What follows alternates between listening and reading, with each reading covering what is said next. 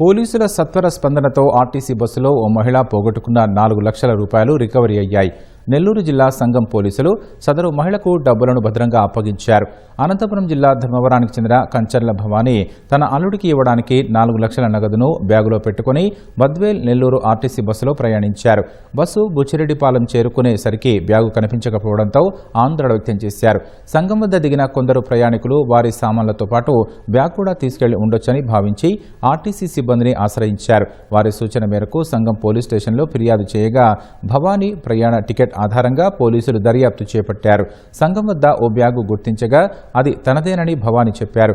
బ్యాగులో నగదు అలాగే ఉండడంతో ఆమె ఊపిరి పీల్చుకున్నారు. ఫిర్యాదు చేసిన వెంటనే స్పందించి నగదు రికవరీ చేసిన పోలీసులకు ఆమె కృతజ్ఞతలు తెలిపారు. అనంతపురం జిల్లా అన్నోళ్ళు అక్కడ వ్యాపారం చేసుకుంటా ఉన్నారు. వదిన కాశీకి వెళ్ళాలని చెప్పి వస్తా ఉంది. మా అక్క కొడుక్కి మా అన్న కూతురు ఇచ్చి చేసాం. డబ్బులు అడుగుతా ఉన్నాడు అని చెప్పి మా అన్న ఎక్కడో అప్పు చేసి తీసుకొచ్చి శనివారం నైట్కి ఇచ్చి సోమవారం నైట్కి అక్కడ కాశీకి వెళ్ళాలని చూశారు. ఆమె నెల్లూరు పాలెంలో కూడా ఉండిందంట. ఆమె వచ్చి ఎక్కింది కడపలో, ఇక నెల్లూరు పాలెంలో కూడా చూసుకుందంట. బ్యాగ్ ఉండిందంట. బుచ్చిలోకి వచ్చే లాభ చూసుకున్న లాభ లేదంట. ఆ బస్సులో వాళ్ళు అటు దింపేస్తే మళ్ళీ ఇక్కడికి వచ్చి ఆ సారాలు కడిగి పంపించినాం. ఇక్కడికి వెళ్ళి సంఘం సారాలు కడిగిపోండి అని చెప్తే ఇక్కడ వచ్చి సారోళ్ళు మాకు అన్ని బాగా చేశారు, బాగా చూశారు.